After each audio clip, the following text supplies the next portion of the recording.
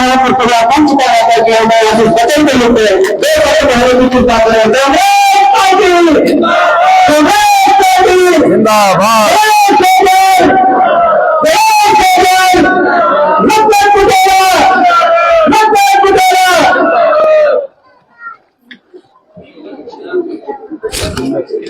है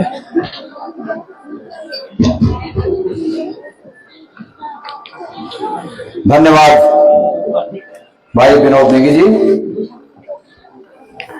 आज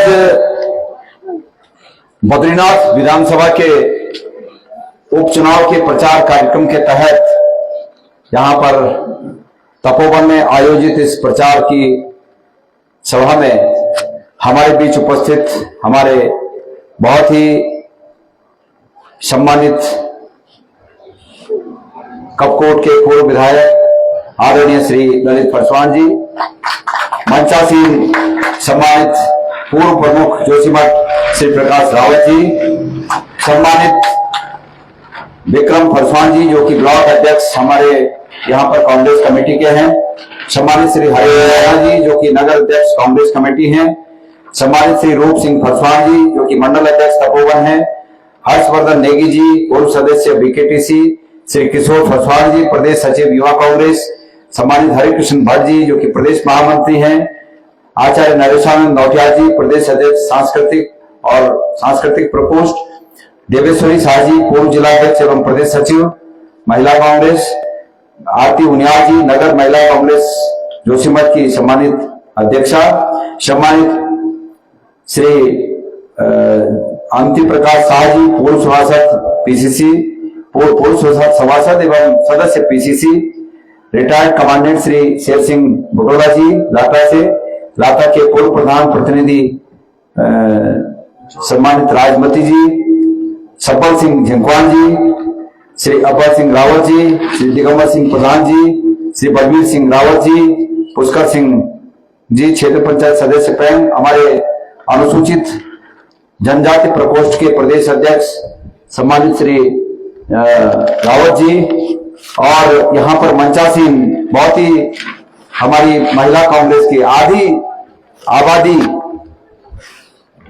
आबादी के का जो प्रतिनिधित्व करते हैं, हमारी बहुत ही ओजस्वी तेजस्वी विचारवान और प्रदेश में महिला कांग्रेस का नेतृत्व कर रही बहन ज्योति रौतेला जी, सम्मानित सूरज सैलानी जी, राजेंद्र सिंह रावत जी पूर्व जिला पंचायत सदस्य, नरेंद्र सिंह रावत जी, सम्मानित मोहन बुटोला जी, बचन सिंह कुमार जी, ईश्वरी प्रसाद मैखुरी जी जो कि जोशीमठ का प्रभार कांग्रेस पार्टी के इस इलेक्शन का देख रहे हैं, रामेश्वर प्रसाद आदरणीय श्री रामेश्वर प्रसाद खपलिया जी, श्री चंद्रशेखर पल्लव जी, सम्मानित श्री सुरेंद्र सिंह पासवान जी, दिनेश पोखरियाल जी और समस्त पदाधिकारियों के साथ साथ हमारे इस नीति घाटी के तमाम गांवों से और इस नजदीक के इलाके से आए हुए हमारे सम्मानित भाइयों, मेरी माताओं बहनों, आप सबको उपस्थित सज्जनों को और आप लोगों के माध्यम से तमाम उन गांवों को,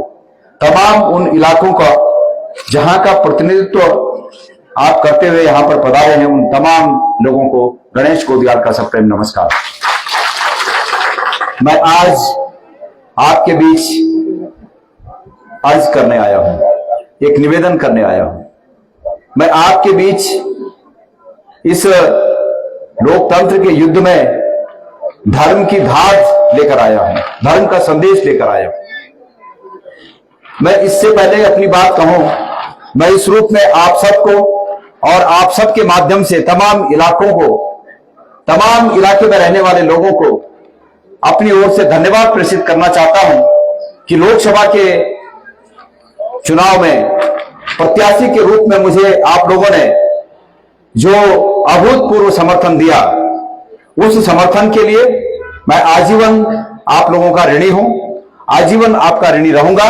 और मैं वचनबद्ध हूं, मैं इस रूप में वचनबद्ध हूं कि एक सामाजिक कार्यकर्ता के रूप में, एक राजनीतिक कार्यकर्ता के रूप में जब जब आपको मेरी आवश्यकता अपने संघर्ष में जान पड़ेगी, ये गणेश गोदियाल हमेशा आपको अपने चरणों में दिखाई देगा, आपके संघर्ष का साथी बनेगा।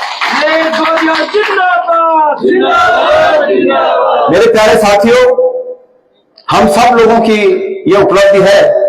इस उपलब्धि में कांग्रेस के वो साथी जो मंच पर बैठे हैं वो भी शामिल हैं, और जो साथी मंच पे नीचे बैठे हैं वो भी शामिल हैं, और वो मतदाता जो इस मतदाता की कतार में अंतिम रूप में भी स्थित हो वो भी इसमें शामिल है, इस उपलब्धि में शामिल है कि हम 2019 के भारतीय जनता पार्टी के रिजल्ट को काफी हद तक ठीक करने में कामयाब हुए, कांग्रेस के पक्ष में उसको बेहतर बनाने में कामयाब हुए।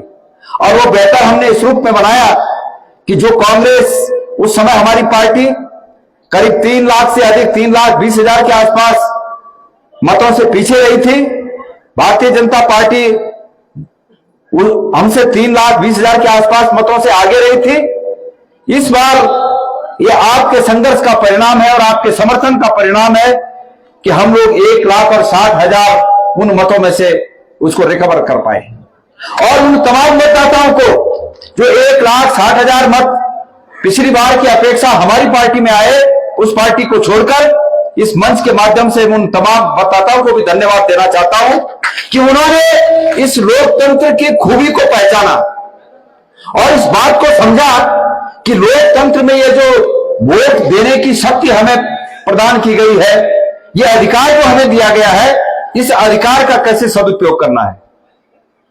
निश्चित रूप में यह सत्य है कि हम जो शंकर सिंह रावत जी ने बात कही कि हम उस उल्लास को विजय की परिणति नहीं दे पाए, हम उस उमंग को विजय में तब्दील नहीं कर पाए, लेकिन यह भी अपने आप में सत्य है कि वो विजय की जो उमंग उस समय पैदा हुई, वो विजय की उमंग इस प्रदेश में इस समय दोनों विधानसभा के चुनाव जिताएगी और 2027 में कांग्रेस की सरकार स्थापित करने के लिए आधार बनने का काम करेगी।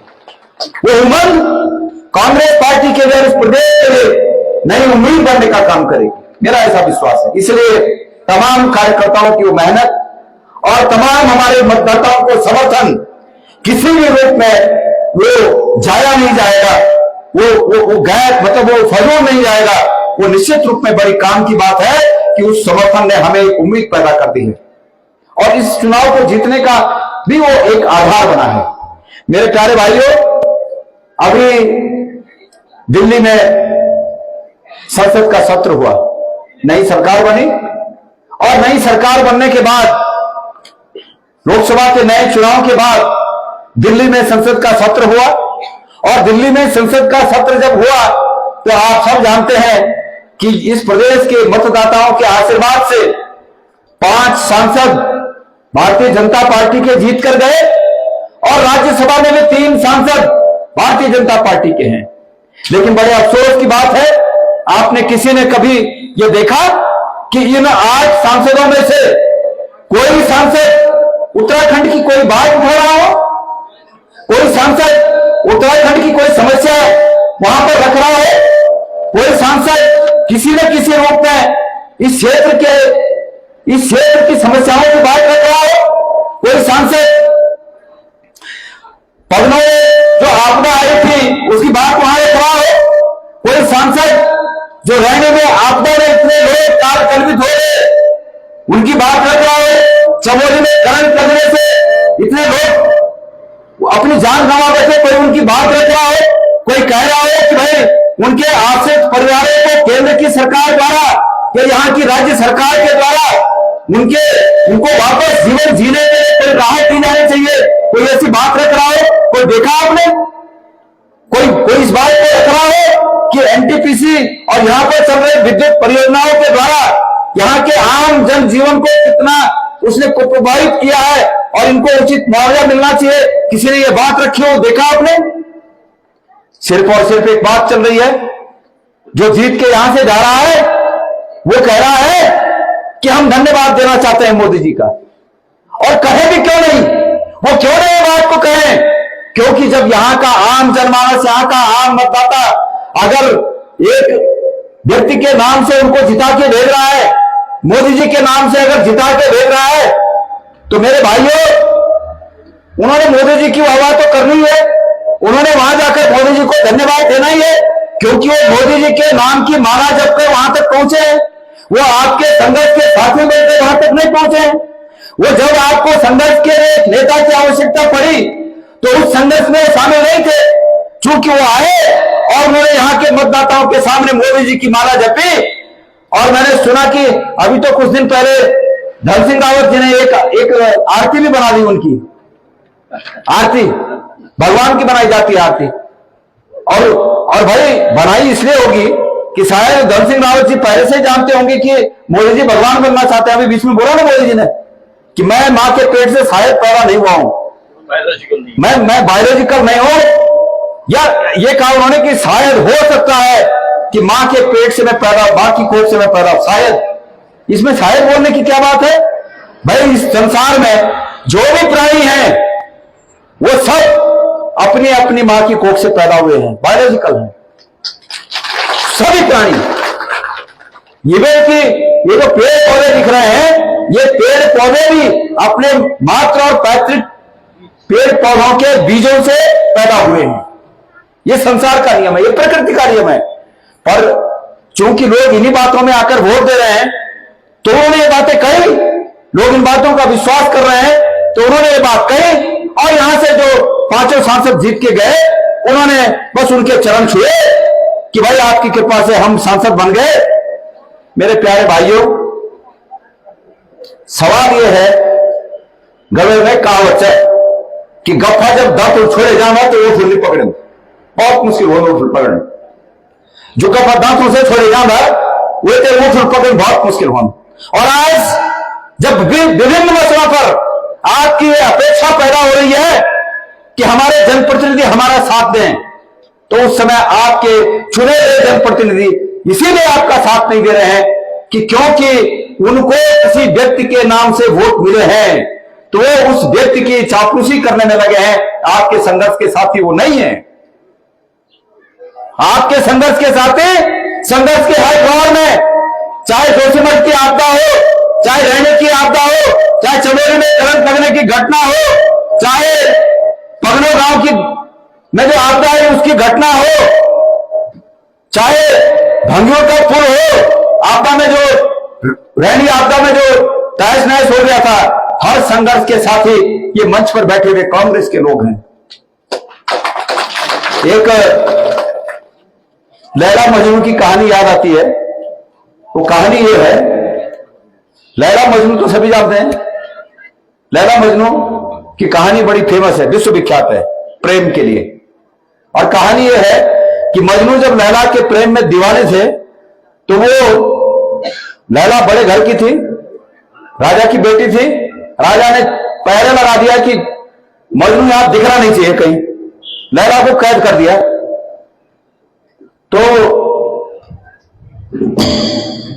तो किसी तरह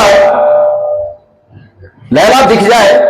मजनू जो है वहां पर राजा भिखारियों को भोजन देते थे, भिखारियों की कतार में वो भी भिखारी बन गया कि कभी तो वो भोजन देने, राजा की बेटी भोजन देती थी तो भोजन देने आ जाए, कभी देख हो सकता है मुलाकात हो जाए।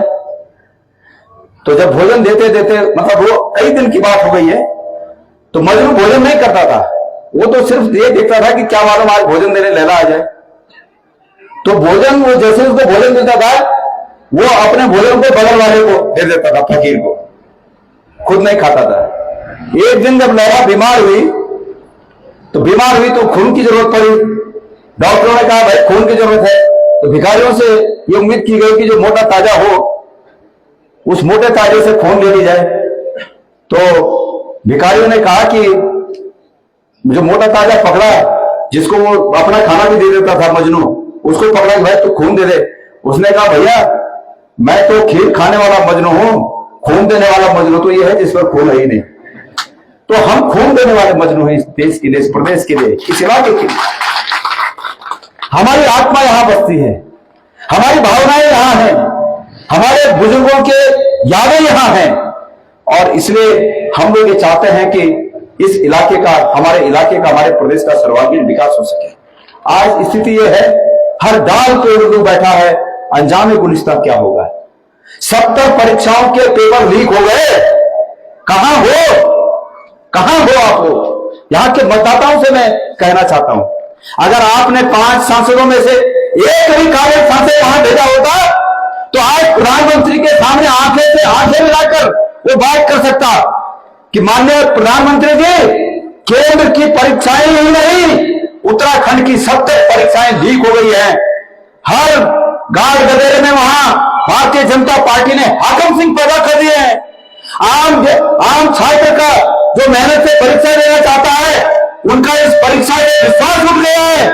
ये बात अगर आप एक काबिल आदमी को भेजते तो ये बात वहां कही जाती है। लेकिन अफसोस है कि बस वो मैंने पहले कहा ना कि आपने भी एक व्यक्ति के नाम पर जिता दिया सबको। तो आज इन सब बातों को याद रखने की आवश्यकता है। अब मैं देश से प्रदेश पर आता हूं। प्रदेश पर आज जिस मकसद से हम सब लोग यहां पर आज जमा हैं, इकट्ठे हैं, बड़ा आभारी हूं मैं आप लोगों का कि आपने अलग अलग जगहों से आकर यहां पर आप हमारी बात को सुनेंगे। और इससे भी ज्यादा आभारी इस रूप में रहूंगा कि मेरी बात को जाकर आप घर घर तक इस बात को पहुंचाएंगे। जिस मकसद से हम यहां पर आ रखे हैं वो मकसद आप सब जानते हैं कि इस प्रदेश में 2 विधानसभाओं में उपचुनाव चल रहा है। इन 2 विधानसभाओं में एक विधानसभा मंगलौर की है, जहां के कुछ समय पहले जो विधायक थे उनका देहांत हुआ और उस देहांत के फलस्वरूप वहां पर जो है सीट खाली हुई और तब वहां चुनाव चल रहा है। और दूसरा उपचुनाव इस बद्रीनाथ विधानसभा में चल रहा है। यह बद्रीनाथ विधानसभा का उपचुनाव क्यों चल रहा है ये भी आप जानते हैं कि जब राजनीतिक लड़ाई चरम पर थी, लोकसभा का चुनाव डिक्लेयर हो गया था और दोनों सेनाएं, कांग्रेस की और भारतीय जनता पार्टी की सेनाएं जब आमने सामने आकर खड़े हो गए थे, दो हाथ करने के लिए, अपनी अपनी ताकत दिखाने के लिए, अपनी अपनी वीरता का प्रदर्शन करने के लिए, और हमारी ओर से जब हमारी कमान हमने भाई राजेंद्र भंडारी जी को दी, तो उन्होंने उस कमान देने के दिन जो भाषण किया वो आपको पता होगा कि भारतीय जनता पार्टी 25 करोड़ 30 करोड़ का ऑफर मुझे दे रही थी, 25 और 30 करोड़ का ऑफर दे रही थी, ये उनका कहना था। लेकिन मैं 25 और 30 करोड़ में मैं बिका नहीं, हम इतने में बिकने वाले लोग नहीं है। आज बद्रीनाथ की जनता पूछना चाहती है कि माननीय विधायक जी, अगर 25-30 करोड़ में नहीं तो आप कितने में आपने अपना सौदा किया, ये पूछना चाहती है बद्रीनाथ की जनता। बद्रीनाथ की जनता ये पूछना चाहती है कि इतनी बेशर्मी से कोई 4 घंटे पहले कैसे इतनी बड़ी बड़ी बातें कर सकता है और 4 घंटे के बाद किस तरह कोई आदमी बिल्कुल बेशर्म होकर दूसरे दिन सुबह 10 बजे एक लिखा हुआ कागज पढ़ रहा है कि मैं मोदी जी की योजना से अपने को बहुत प्रभावित मैंने महसूस किया, मैं प्रभावित हुआ उनकी नीतियों से, और उनकी नीतियों से प्रभावित होकर मैं भारतीय जनता पार्टी में शामिल हो गया। यहां की जनता पूछना चाहती है कि मोदी जी की कौन सी नीति से आप प्रभावित हुए? क्या मोदी जी की उस नीति से आप प्रभावित हुए जिसमें 25 करोड़ का 30 करोड़ हुआ, 30 करोड़ का 40 और 50 हो गया होगा? क्या आप उस नीति से प्रभावित हुए? अगर आप मोदी जी की नीति से प्रभावित है तो माननीय मुख्यमंत्री जी कल यहां पर आए थे, माननीय मुख्यमंत्री जी को यह बोलना चाहिए था कि महेंद्र भट्ट जी जब भाजपा के विधायक थे तब इस इलाके में हमने ये काम किए, ये उन्हें बोलना चाहिए था, विकास के काम गिराने चाहिए थे, तब माना जाता कि भंडारी जी विकास से प्रभावित हुए। यहां पर प्रत्येक इलाके में अगर लोग बात कर रहे हैं कि हमारी सड़क बाकी है, हमारा पुल बाकी है, हम आपदा से प्रभावित हैं, तो इसके लिए विशुद्ध रूप से भारतीय जनता पार्टी की सरकार, वो राज्य की सरकार 7.5 साल से यहां पर सत्तासीन है, केंद्र की सरकार 10 साल से सत्तासीन है, और महेंद्र भट्ट जी और राजेंद्र भंडारी जी मिलकर 2012 से यहां पर सत्तासीन है। इन सबको कटघरे में खड़ा किया जाना चाहिए। ये उसके लिए जवाबदार हैं कि विकास नहीं हुआ। आज विकास की बात करते हैं, आज विकास की बात करते हैं। इस विधानसभा का जो बाकी का कार्यकाल है, वो बाकी का कार्यकाल करीब 2.25 साल बच गया है, और ये चुनाव होते होते, शपथ लेते लेते मैं समझता हूं कि करीब करीब जब चुनाव होगा, अगला चुनाव, तो उससे पहले आचार संहिता लगती है, तो ये करीब 2 साल का कार्यकाल बाकी बचता है। मैं पूछना चाहता हूं भंडारी जी, आप 20 साल से इस जिले की राजनीति में हो, आप पहले 5 साल जिला पंचायत के अध्यक्ष रहे, उसके बाद आपकी पत्नी जिला पंचायत की अभी अध्यक्ष है, आप केंद्र में यहाँ पर ये उत्तराखंड की कैबिनेट में आप मंत्री रहे, बीजेपी में के शासन में भी मंत्री रहे, आप कांग्रेस के शासन में भी मंत्री रहे, आप विधायक रहे। अब अगर 20 साल के राजनीतिक जीवन में आपने अगर इस क्षेत्र का विकास नहीं किया तो आप बता दीजिए कि आपके पास कौन सी वो चाबी है कि जिसके चलते आप 2 साल में सब विकास करना चाहते हैं। सच्चाई ये नहीं है। सच्चाई ये है कि भंडारी जी आपके विकास की बात ही नहीं है।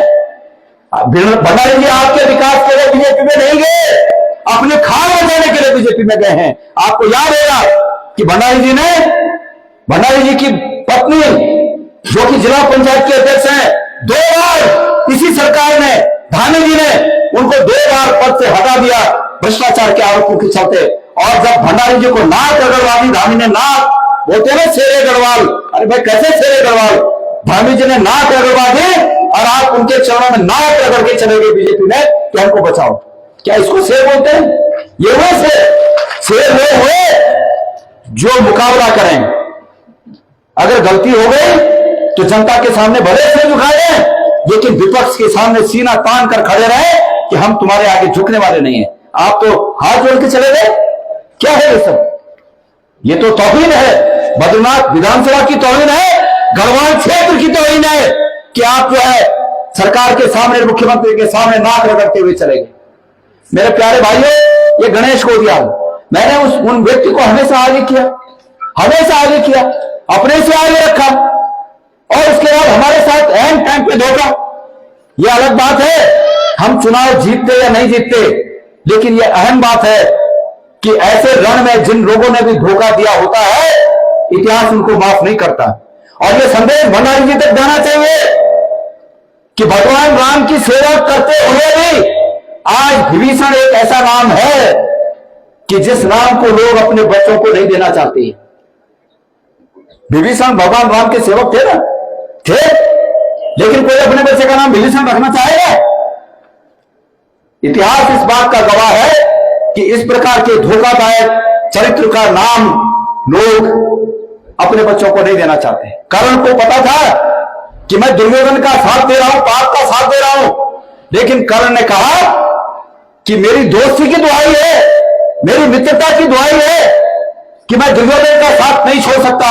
और इस बात को आप सब जानते हैं, इतिहास से लेकर आज तक जानते हैं कि अपने बच्चों का नाम कर्ण रखने में लोग गौरव महसूस करते हैं कि नहीं करते हैं?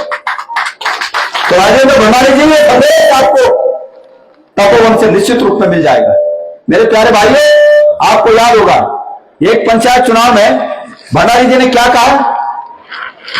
एक बिरादरी के लिए लाल कार्ड पकड़िए। डिमरी जी, आप लोगों ने सुना होगा, पंडित जी, थपलियाल जी, सुना है? एक बिरादरी के लिए क्या क्या बोल दिया था। और मुझे लगा कि अगले व्यक्ति का बड़ा राजनीतिक नुकसान होने वाला है। अगले दिन पीसीसी में मैंने जानबूझकर पीसीसी में प्रेस कॉन्फ्रेंस रखी। प्रेस कॉन्फ्रेंस का सब्जेक्ट तो कुछ और रखा मैंने, क्योंकि इस पर मैं अपने आप कॉन्फ्रेंस नहीं बुला सकता था। मैंने पीसीसी में प्रेस कॉन्फ्रेंस रखी, सब्जेक्ट कुछ और रखा, पर यह जानते हुए रखा कि इस विषय को जरूर पत्रकार भाई मुझे पूछेंगे। और जब पत्रकार भाइयों ने मुझे पूछा तो मैंने कहा कि भंडारी जी की ऐसी मंशा नहीं थी, हमने बचाव किया उनका। ये गणेश गोदियाल है कि सबसे पहले उस व्यक्ति को बचाव में आया, इसलिए कि कहीं इस व्यक्ति को बड़ा राजनीतिक नुकसान न हो जाए। लेकिन जब गणेश गोदियाल को जरूरत पड़ी तो मेरी पीठ में छुरा घोंप दिया। चुनाव के वक्त में पीठ में छुरा घोंप दिया। मेरे प्यारे भाइयों, जो लोग इस बात से नावाकिफ हैं उनको बताना चाहता हूं कि गणेश गोदियाल की पीठ में ठीक चुनाव के वक्त राजेंद्र भंडारी ने जो छुरा घोंपा, उस छुरे की नोक मेरी पीठ से और मेरे दिल तक आई है। और आज भी मैं दिल में लगे हुए उस छुरे के घाव को करा रहा हूं। यह दर्द तब तक शांत नहीं होगा। इस दर्द की दवा सिर्फ और सिर्फ आप लोगों के हाथ में है। इस दर्द की दवा, वो दर्द की दवा आप लोगों के हाथ में है। अगर आप लोग चाहते हो कि गणेश गोदियाल की पीठ में घोंपा गया वो खंजर जो गणेश गोदियाल के हृदय में पहुंचा और उस दर्द से आज तक को करा रहा है, मैं रात को सो नहीं पाता हूं, दिन को चैन से रह नहीं पाता हूं, जब तक कि मेरे दिल का वो दर्द समाप्त न हो जाए। वो घाव न मिट जाए, लेकिन वो घाव को भरने की दवा आप लोगों के पास है। और अगर 1 तारीख को आप लोगों ने वो दवा दे दी तो निश्चित रूप में ये समझिए कि मुझे दुगनी ऊर्जा के साथ मैं आप लोगों के बीच आऊंगा, दुगनी ऊर्जा के साथ आपके बीच आऊंगा। इसलिए मैं आपसे निवेदन करना चाहता हूं कि आप सब लोग ऐसे व्यक्तित्व को जो सिर्फ और सिर्फ अपने स्वार्थ की राजनीति करें, जो सिर्फ और सिर्फ अपने स्वार्थ के लिए राजनीति में रहे, मैं और मेरा परिवार, मैं और मेरा परिवार, जिसकी सिर्फ ये भावना हो, उस व्यक्ति को राजनीति में सबक सिखाते हुए इस उत्तराखंड की राजनीति को एक अच्छे मार्ग पर ले जाने का बद्रीनाथ के सम्मानित मतदाता काम करेंगे, मेरा ऐसा विश्वास है।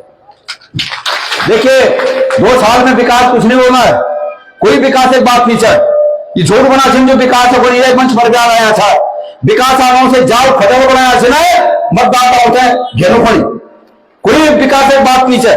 बात यह है कि ये चुनाव एक रूप में महत्वपूर्ण था कि पूरा उत्तराखंड का लोग होगा नजर, सभी की नजर आप लोग पर से कि बद्रीनाथ अवरोध के कर दिन। और मैं आपसे निवेदन करूं खड़ाई छो कि ये चुनाव थे तुम एक संदेश की किस्मत दे जाओ कि उत्तराखंड लोग, बद्रीनाथ लोग अपने छपड़ी की राजनीति पसंद नहीं कर दिन और नेता होते संदेश दे जा, चाहे वो बीजेपी नेता छिना और चाहे कांग्रेस नेता छिना, जो ये जीत के तय और मैदान देना पर स्वार्थ खोने उनसे संदेश दे रहा कि जनता ही किस्म नेता होता पसंद नहीं करता। अगर सबक सिखा जा, अगर चांस है कि उत्तराखंड की राजनीति पवित्र हो, उत्तराखंड की राजनीति शुद्ध हो, तो एक 9 घंटे में हाथ में जाए और हमारे लगभग बुटवल जीता के ये संदेश दे रहा कि हम किस्म चाहे कोई कत्ता बड़ा नेता हो, चाहे कतरा बड़ा नेता हो, लेकिन हम अपनी छपड़ी की राजनीति पसंद नहीं करता, हम स्वार्थ राजनीति पसंद नहीं करता। ये संदेश पूरा उत्तराखंड में जान चाहिए। और मैं आपको बता दूं, अगर आप पर संदेश दिए ले तो अग्निवटी सब नेता दराला जो एक काम पर लगे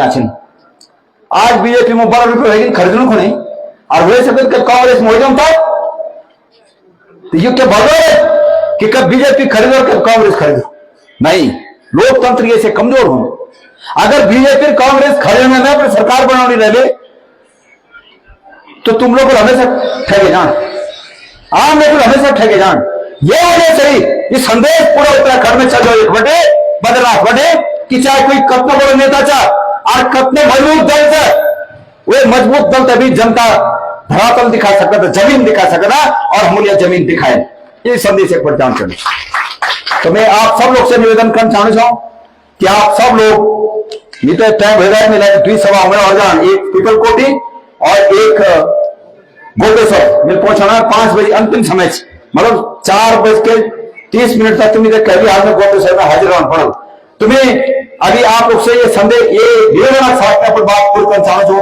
एक मैं ओबीसी बात करना चाहिए, माननीय शंकर सिंह जी बात करें, ये ओबीसी भी कांग्रेस अध्यक्ष और माननीय शंकर सिंह जी अध्यक्ष जी जो अनुसूचित जनजाति हैं या अनुसूचित जाति हैं या ओबीसी के लोग हैं, इनका कांग्रेस से सिर्फ राजनीतिक रिश्ता नहीं बल्कि आत्मीयता का रिश्ता होना चाहिए।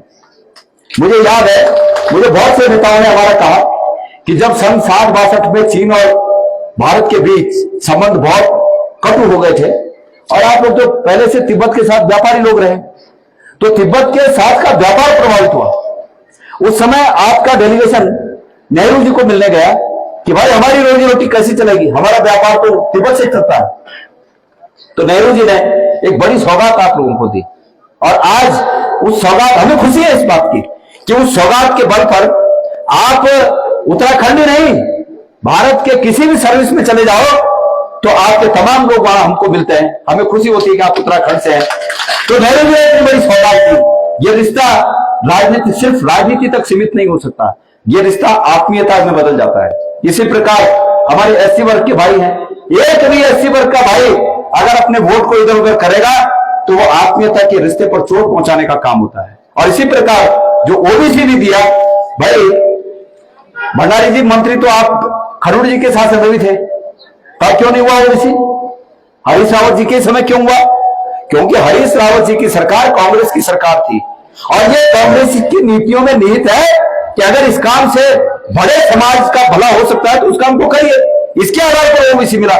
तो मेरा सबसे निवेदन है कि एकमुश्त होकर कांग्रेस के प्रत्याशी लखपत बुटोला जी को अपना आशीर्वाद देकर इस विधानसभा क्षेत्र से उत्तराखंड के उज्जवल भविष्य की आवाज और उत्तराखंड के उज्जवल भविष्य की राजनीति यहां से स्थापित होनी चाहिए। इन्हीं शब्दों के साथ मैं आप सबका बहुत बहुत धन्यवाद ज्ञापित करते हुए अपनी बात को विराम देता हूं। आप सबका बहुत बहुत धन्यवाद। जय भारत, जय उत्तराखंड, जय बद्रीनाथ जी। धन्यवाद।